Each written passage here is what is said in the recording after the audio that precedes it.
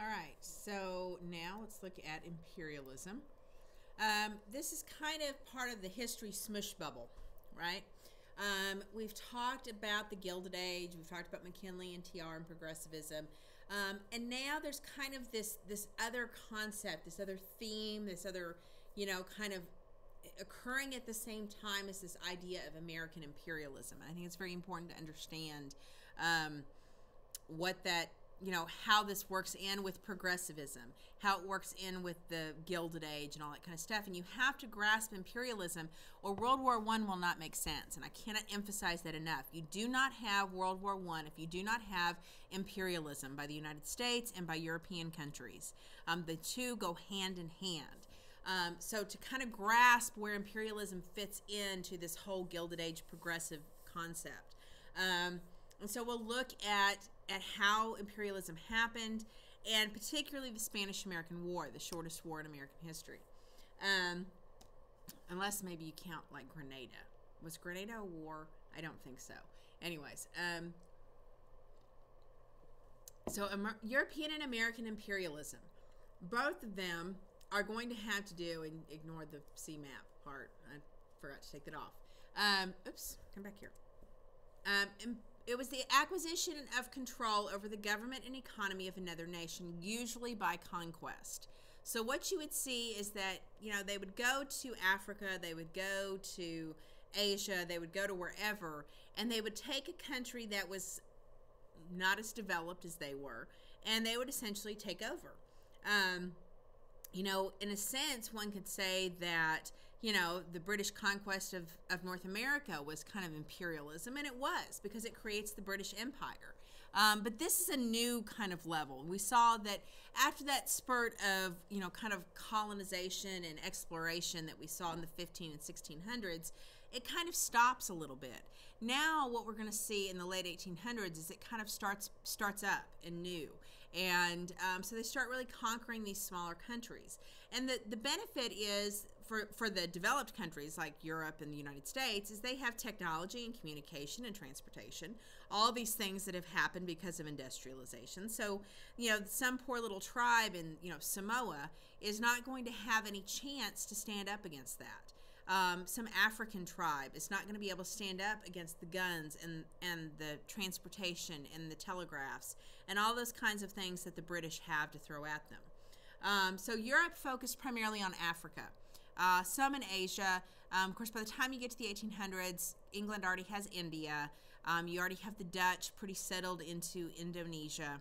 And the French, I think, are already in Vietnam, what was then French Indochina. And the British are already in Australia. But Africa really becomes the place where nobody has a significant presence. So Africa becomes really the focus of 1800s colonialism and imperialism. U.S. factories need more commerce. Remember that one of the issues with industrialization is this national market, that we're creating all these products and we have to have consumers for the products. And if we're going to have consumers for the products, what happens when the country kind of begins to max out on what they can consume? And so part of the tariff that we see that gets lowered under Woodrow Wilson is going to be this concept of trying to increase markets around the world, right? That if we lower our tariffs, and other countries will lower tariffs against us, and we'll have more markets. We also need more raw materials because remember that by the time you get to 1890, 1892, the continental United States is pretty much settled. We go from east to west, and even though there's areas like say Wyoming or Montana that don't have a lot of settlement, you still have people settled there. You have ranches, you've got development, we've solved the Indian problem, all this kind of stuff. And so you have kind of this concern for how are we going to find more raw materials, how are we going to find people to buy our stuff. And so this becomes a big deal for farmers in particular who are growing and growing. I mean, they're producing, they're having increased efficiency. And even companies like Standard Oil, are going to need those kind of consumers. They're going to need those resources. And Manifest Destiny still factors in part of this. This cartoon is from 1898, showing you the result of the Spanish-American War, 10,000 miles from tip to tip. part of this theory, too, is going to be Alfred Thayer Mahan and navalism. The Navy is crucial. The premise is that the Navy is crucial to imperialism, and that you have to protect global commerce, and that every strong empire, every great nation, every great power in the world always had a strong Navy, because that strong Navy could then protect the markets, gain new territory, and that this allowed them to become a strong superpower. And so this is really kind of this manifesto, if you would, and when we talk about the Cold War and we talk about NSC 68, which basically calls attention to the fact that we have to compete with Russia over nuclear weapons, right? This is kind of what that is. It's Alfred Thayer Mahan saying, you know, we've got to strengthen our Navy, or we're never going to be able to compete with Europe. And everyone takes this very seriously. The book is actually called The Influence of Sea Power Upon History, written in 1890.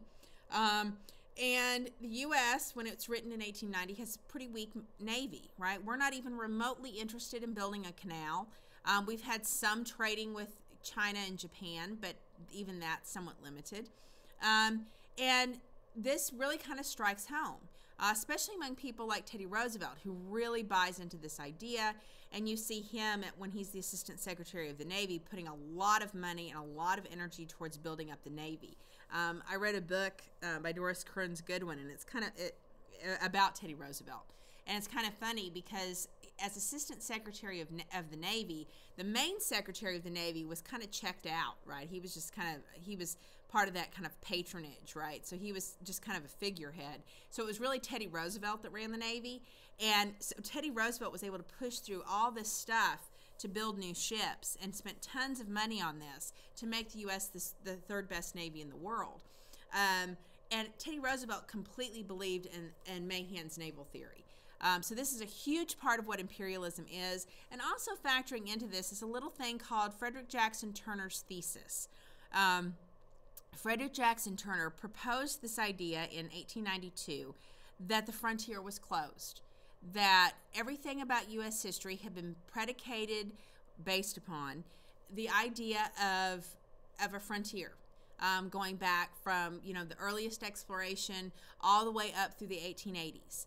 And that by 1892, there's no more frontier.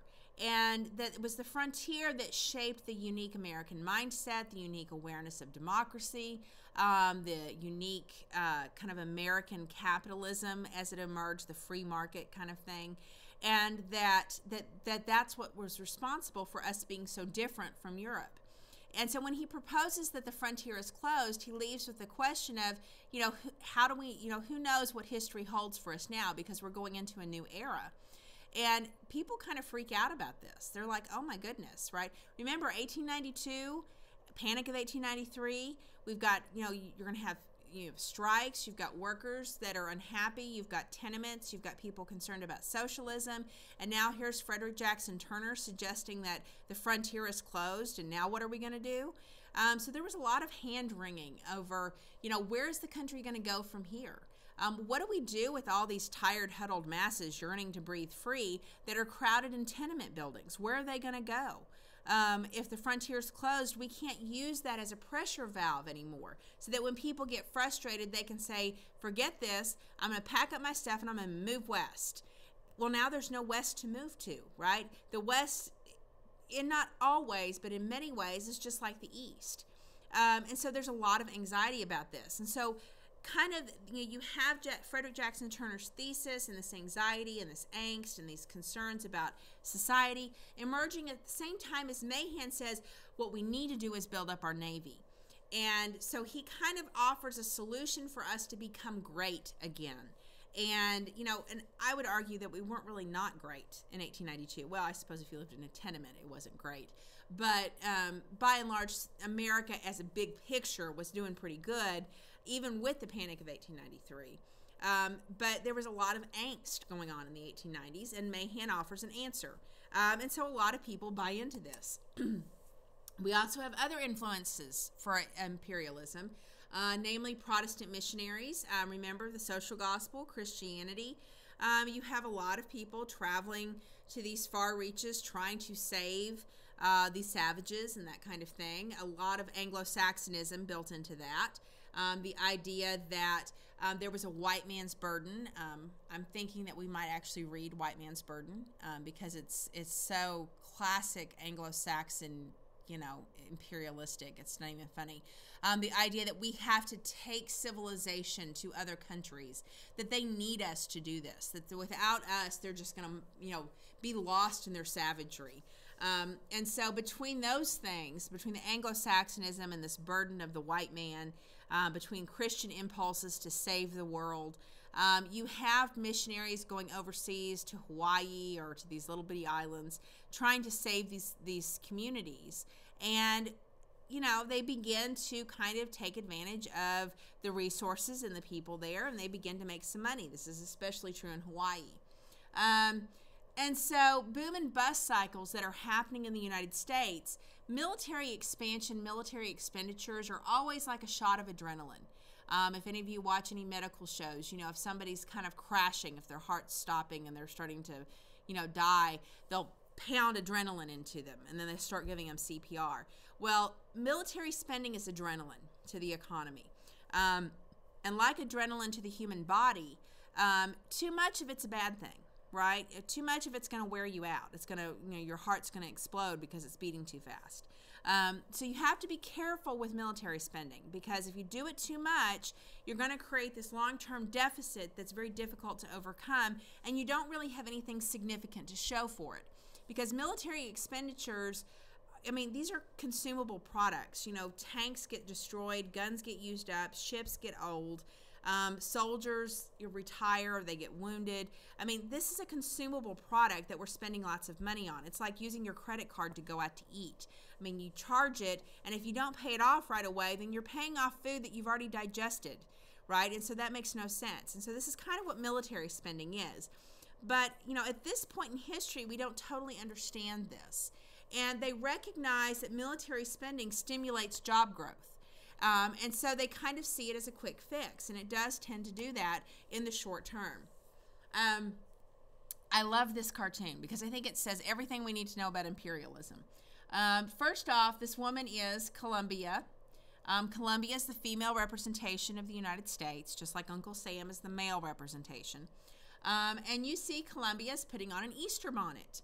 The implication of this is it's like a woman dressing up for Easter Sunday, right? She got a new dress. She's going to try it on. She wants to look really pretty. She wants to keep up with her best friend. And if we look at her attire, you can see first off, at her belt, we've got a gun, a bayonet, a military bag, a compass, all attached to an eagle at her belt. And her belt looks like it's got bullets in it, okay? Again, very militaristic. Stars and stripes, a little bit of kind of the military epaulettes. And if we look on her hat, we've got the naval ship. It says world power. We've got expansion as kind of a feather, which kind of looks like steam. She's using a sword as a hat pin. So we see that the United States is putting on this costume, this imperialism. We're copying Europe is kind of the implication here. Keep in mind that American imperialism really kind of goes back to the 1840s. And I'm going to take some time to explain this because you'll need to know it when we get to the 1930s to understand Japan and why they do what they do with World War II. So kind of listen up, especially in relation to Larson, because this may help explain some things. So you have the opening of China and Japan. First off, China had been open for a number of years. Marco Polo had opened up China. But in the 1800s especially, you had European powers carving out spheres of influence in China. These little port cities where they had exclusive right to trade with native Chinese in those port cities. And so you see them, China is kind of open for this, and you've got these spheres of influence. Part of the problem with China, and I explained a little bit of this when we talked about Chinese immigration, was that China has an emperor who is largely disconnected from the public. Or had an emperor, they don't now. And so you have the emperor as kind of this deity for Chinese society, and underneath him you had this huge bureaucracy of government functionaries that ran things, but they ran things trying to get rich. Think kind of like, the party machine, sort of, not quite, but similar, right? So you'd have these functionaries, these bureaucrats, and they looked out for their interests. They did their job too, but they made sure it benefited them, right? So China is very corrupt, and the emperor is largely removed from this. And Chinese history is full of kind of this concept that the emperor comes and goes, and that life is this cycle. They have this huge, like, kind of long view of things. And so they don't focus a lot on making any kind of dramatic, quick decisions, right? This is just kind of part of understanding the Chinese mindset. And so you have this kind of environment, and you have European powers wanting these ports, these spheres of influence, to do some trade, because China has the tea, China has the silk, China had gunpowder, China has all this great stuff everybody wants. Well, China has been sitting back for hundreds and hundreds of years going, yeah, we got all the good stuff. Y'all come to us. And then all of a sudden they realize, wait a minute, we don't have a favorable balance of trade. We're sending all of our good stuff overseas, and what are we really getting for it? And so China starts to be very unhappy with this situation, and they try to start putting some restrictions on it. Well, it's about this time that the British discover opium in Turkey, in northern India. And they begin to bring opium into China, and in their port cities, in their spheres of influence, create massive opium addiction. And this spreads throughout the Chinese society. And so you have massive opium use. Well, the opium trade, the opium wars is what they call them, is a series of kind of interactions and squabbles between China and European powers, with China trying to stop the opium trade and European powers illegally drug trading in order to get the Chinese public to trade with them the things that they want on a black market, because the Chinese government officially would not sanction as much business as the Europeans wanted. So this is kind of the backstory to China, and you have to understand this because this helps explain why Japan does what it does. And so Japan has seen what's been going on with China. And Japan had always been fairly isolationist. They'd always kind of had this attitude that they were better than all the other places around them. And they'd had a very tightly controlled society, very focused on the samurai culture, the warrior culture. And so you kind of have these things that we still kind of see, certainly through World War II, that we saw in Japanese culture. And so Japan intentionally follows a different path than China because they don't want to get sucked into that. And so Japan has there's twice a year that Dutch ships can come to Japan to trade, and it can only be Dutch ships, and it can only be on these certain days. And if they're not gone if after 2 weeks, if they're not gone, then they're arrested or killed or whatever. And so Japan is very closed off.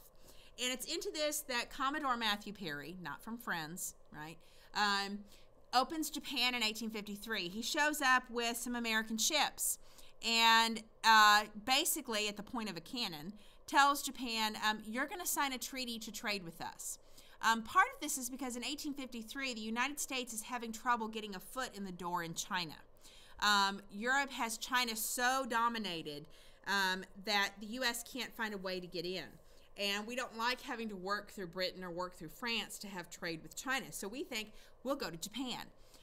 And so we kind of force our way into Japan. And Japan realizes when they're forced to sign this treaty that they're behind, that their isolation has led their society to not be as technologically advanced as the United States. And so they very quickly kind of change their tune. Not completely, but they do allow the U.S. to trade with them. They do open up to some trading. And they begin a period from the 1850s all the way to roughly the 1930s of rapid, and I mean extremely rapid, industrialization. So a lot of understanding what Japan does in the 1930s is to understand where they came from and to understand how quickly they industrialized and how they really had kind of this, envy kind of thing going on, where they looked at the United States, they looked at European powers, and they felt superior, but they had to make up for the fact that they were behind industrially. Of course, part of the reason they're behind industrially is a lack of natural resources on their island, but more on that later. We also see that William Seward purchases Alaska in 1867 from Russia. Russia was desperate for money. This is 1867 is kind of the beginning of the end of the serf system in Russia, and so they're having lots of problems. We also begin to see that as we're traveling a lot more between Japan, as we're trying to travel some with China, we need ports along the way from California to those places, because that's a pretty long trip. And in the late 1800s, we don't necessarily have the technology or the resources, or the, we don't have canned food and that kind of stuff. And so we have to have places for the sailors to resupply. We have to, stop and make, repairs, that kind of thing. So Midway Island, Samoa, and Pacific locations become very important in the 19th century. And it's about this time towards the 1860s, 1870s, that people begin to go, you know what, we really need a canal through Central America. This whole having to sail around the bottom of South America takes so long. Or in the United States perspective, you either sail around the bottom of South America, or you take a transcontinental railroad across the mainland United States. So nobody was super excited about all this. So this starts to be an issue, and we'll actually see that the French and then the British try to build this canal, and it fails miserably until the U.S. comes in and totally takes it over and kicks butt doing it in the early 1900s. We also see that Hawaii, right, which is initially taken over by Protestant missionaries. It's used as kind of a naval stopover on the way to Japan and China. And Protestant missionaries come in and they start setting up shop, and how convenient, they figure out they can grow sugar there, okay? And so sugar becomes a big thing. Pineapple, the Dole family becomes very wealthy from Hawaii. And you have these missionaries kind of taking over, dominating this region.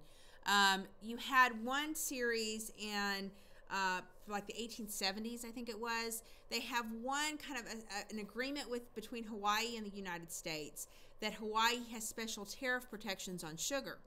And so everyone's like, oh yeah, so this is part of what propels the sugar production, right? So the missionaries are making tons of money. They're dominating the Hawaiian people. The Hawaiian people have a royal family, right? So this is a sovereign nation. And then about 1887, you have these Protestant missionaries. They're losing their tariff protections, and so they want the U.S. to annex Hawaii so they can go back to being able to trade sugar without having to pay an extra tariff. And at the time, Grover Cleveland was like, I don't think this is a good idea, and so he wouldn't endorse the plan. So basically, what you have are a bunch of Protestant missionaries with the aid of a kind of a randomoid group of Marines that have stopped over to resupply. They basically take over Hawaii. They, of course, a little bit before that, they had forced the king to sign this terrible kind of constitution. His niece, he eventually abdicates. His niece takes over. And when she takes over, she tears up that constitution and she says, no, Hawaii for Hawaiians. And the missionaries get upset. This is when they go find the Marines, and they basically take over. They put her under house arrest, force her to re-sign the constitution that puts them in power. And she basically has to give up. So we kind of take Hawaii kind of like a bully would take somebody's school lunch. And Queen Liliuokalani, who was educated in America, all this kind of stuff, she's just kind of left out to dry. And so you have these Protestant missionaries having control of Hawaii. President Cleveland tries to keep Hawaii from being annexed. McKinley's not real crazy about it. But eventually by 1900, it does get included with kind of the Spanish-American War acquisitions.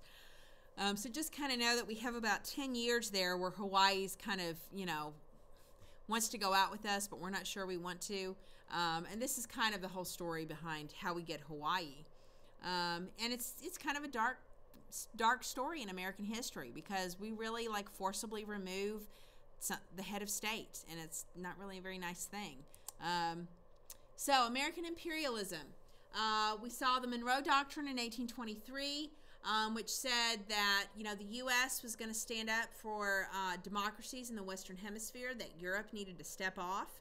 And most of the time, if you remember back when we talked about the Monroe Doctrine, we said, oh yeah, it's, mostly, Europe was recovering from Napoleon. They were busy with industrialization. They were like, yeah, whatever. We're so over that. We're over the Western Hemisphere, right? With the exception of Spain and Portugal, that had a couple little, still had some influence over there, but even that was fairly minor. Europe was just done with the Western Hemisphere by 1823. So it's really kind of it's a statement, but, nobody really much cares in 1823. But this Monroe Doctrine will be very profound in the late 1800s. Because what we'll see is that Cuba, which is of course off the coast of Florida, was controlled by Spain, and it was dominated by sugar plantations, and we had lots of American business interests there. They'd had some kind of favorable treaty arrangements with Cuba. And in the meantime, going all the way back to like the 1880s, Cuba had a pretty significant liberation movement that was trying to get Cuba free from Spanish control. And so they're, doing what rebels do, causing all kinds of trouble. And Spain sends a general over there who then starts a process of, and see if this sounds familiar, we need to take these people that refuse to get along, and we need to put them in one area, and we need to tell them to stay in that one area, and that's where they have to stay, so we can keep an eye on them, and we're going to take care of them and protect them. And that way we know which groups are for us and which groups are against us. The clue is it's a lot like the reservation system. Except they called them reconcentration camps, right? Except reconcentration camps, like the reservations and then the later concentration camps of World War II, are not nice places, right? I mean, there's lots of disease. The people in those camps aren't necessarily well fed, and so there's a lot of bad things that are going on there. And then you're going to see that American property gets caught up in some of this rebelliousness and gets destroyed. And this is going to start to raise concerns among the Americans. So we see that when Cleveland's in office, they kind of press for Spain to kind of fix the situation. And so this is part of why the Spanish-American War, when it starts, is really at the tail end of several years of kind of back and forth. Because remember, we'd had Cleveland reelected. And, he has a very different attitude than the Republicans. And you had a lot of Republicans that were all about imperialism. Teddy Roosevelt, Henry Cabot Lodge, they said, what we need are more markets, we need more resources, we need more influence, we need to be a global power, and we want to have a Central American canal, and we want Cuba to be independent, and we want all this stuff. But, of course, remember, McKinley's a moderate, so he's not quite as gung-ho for all that stuff. And so we have this kind of back and forth going on. Finally, in 1897, after McKinley has won, so they removed the Governor Weiler, however you say his name, in order to kind of please the United States, because the United States is continuing to put lots of pressure. Now, part of the reason they're putting lots of pressure is thanks to yellow journalism. Right, American headlines are blasting everywhere that how terrible the Spanish are treating the Cubans, and poor innocent women are being raped and children are being murdered, and it's so terrible and awful. Kind of remember the influence of muckraking journalism, except in this case, it's being used to get support for Cuba to be independent. And in a lot of cases with this particular topic, there's a lot of what we call yellow journalism, which is exaggeration. It's not that there's not a degree of truth in what they're saying, but they make it sound so much worse than it really is. Or they make it sound so much more fantastic. And they put it in these great big headlines to make people sit up and pay attention to it, right? And so we see that Americans are starting to call for intervention to protect their property, and because of the yellow journalism. McKinley will send the battleship Maine in early 1898 with the idea of protecting American interests. In February of 1898, William Randolph Hearst publishes a letter that supposedly came from a Spanish diplomat, basically calling McKinley an idiot and a wuss, and, that he doesn't stand up against the yellow journalists and all this kind of stuff. And everyone says, oh, I can't believe he insulted our president. Oh, my goodness gracious. And, all these different things combine together to kind of get the Americans to support the concept of American intervention. This is just a cartoon that kind of makes fun of the yellow journalism, and namely Pulitzer and Hearst, who are the big ones. A whole nother, if you're a journalist, you should look up Hearst and Pulitzer.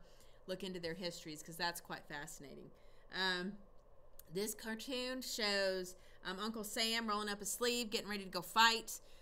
You've got Cuban butcheries, insults, Maine outrage, insults, De La May letter, Spanish insolence, and Uncle Sam ready to fight. And that kind of perfectly describes the attitude in 1898. Americans were ready to go. And so now once you've heard this, you should look at Teddy Roosevelt and him creating the Rough Riders as being kind of a natural process, really, because he was not the only one that felt this way. So the Maine explodes on February 15th, 1898, and Hearst in his headlines and Teddy Roosevelt as Assistant Secretary of the Navy all kind of buy into this idea that it was Spanish sabotage, that they exploded the Maine on purpose because they didn't like the U.S. having an influence there. The reality is, we found out about the 1970s that was not the case, that what really happened was they stored the ammunition too close to the boiler, and that's what caused the explosion. But at the time, they say, oh, it's all the Spanish fault. And so the ship sinks, kills 260 American sailors. And so the call, remember the Maine, becomes the big thing, right? Remember the Maine, remember the Maine. And suddenly everyone's ready to go to war. Kind of like remember the Alamo, right? So in April 1898, Congress officially recognizes Cuban independence. Once they do that, they authorize intervention. And they also renounce any claim to annex Cuba, because one of the concerns going into 1898 among people that weren't as gung-ho for war or for imperialism was, okay, we don't, this doesn't make sense for American values, that this idea of democracy and freedom, that we should go take over other countries. And people were very concerned. They were also concerned about getting more responsibility. I mean, they're having enough trouble with their big cities, right? And with the tenements. I mean, why do we need to worry about more poor people? And so they passed the Teller Amendment to try to renounce any claim, to kind of give us this moral high ground in the war, so to speak. But we'll see how that kind of doesn't pan out. So really it's the result of his desire to protect American business, trade, and reputation. Especially, considering that now we're trying to normalize relations with Cuba, I think it's interesting to look at kind of the history of the whole thing, to be aware of, why there could be some dark feelings towards the U.S., not even related to communism and Castro, but even from before that. U.S. influence there, and then the way we acted during the Spanish-American War, and then after the Spanish-American War, our control of Cuba kind of behind the scenes created a lot of resentment. So anyways, the Imperial War with Spain is largely a naval war. Actually, the Philippines is kind of the big front. We do fight in Cuba. The Army primarily fights in Cuba. That's where the Rough Riders march up San Juan Hill and all that good stuff. But we blockade Cuba to prevent the Spanish from sending much aid there. But the real kind of fighting is going to happen in the Philippines, and we totally kind of kick butt in the Philippines. We dominate there, and so I think George Dewey takes over in like a week, less than a week, something ridiculous like that. And so we see that you've got American troops. At first they fight, the Philippines was undergoing the same kind of concept as Cuba, with the idea that the Philippines wanted independence from Spain.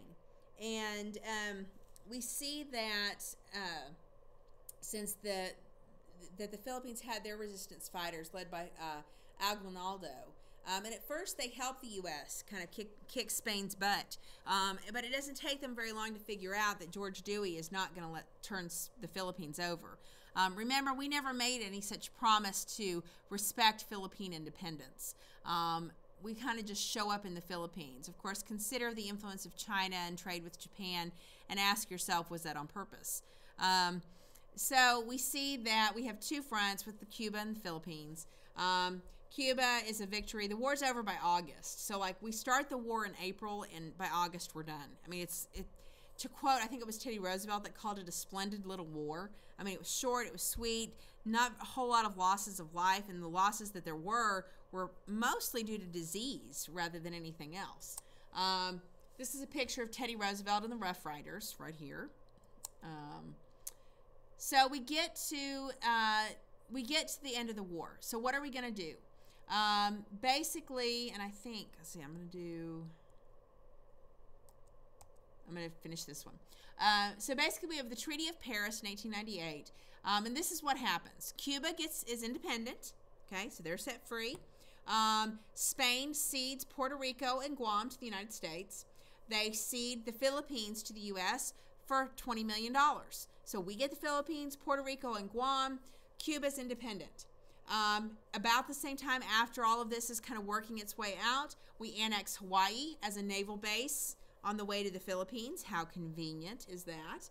And basically we tell the Filipino independence movement, yeah, shove off. We're not interested in your independence. And we have actually spent like 3 years fighting rebels in the Philippines, which is probably a conflict you've never heard of. And it was actually a horrible conflict where we used some of the same tactics that the Spanish had used against the Cubans, where we round the Filipinos up into camps, and the military just does all kinds of horrible stuff. Mass shootings, you name it. I mean, it was really difficult fighting. And it's into that environment that they send William Howard Taft. And Taft shows up in the Philippines, and he really kind of cleans it up. So Taft, who becomes the president after Roosevelt, is largely responsible for taking the Philippines, which were kind of a train wreck in like 1903, thanks to the military and the way they had dealt with the Filipino natives, and turns it into kind of a viable colony for the United States. That's how good of an administrator Taft was. And so this is kind of one of the things that pieces of history we don't pay much attention to. You do have people that are concerned about American involvement around the world, namely the Anti-Imperialist League. And the Anti-Imperialist League, which is led by some pretty big guys like Mark Twain, Andrew Carnegie, who were concerned that the cost of maintaining the colony was going to be a burden on the government, that was going to cause them to have to raise tariffs, and that would trigger a whole bunch of other problems, and that a strong navy and such were kind of contradictory to the small government concept that the United States was supposed to stand for. We also have our awareness of race, that white is better and black is not. And by going to places like Puerto Rico and Guam and the Philippines, where people are very clearly a different race, what now is our obligation with that? And do we really need more cheap labor? We're already struggling, and we're already having to pass immigration restrictions to keep people from coming into the U.S. and weakening the labor force.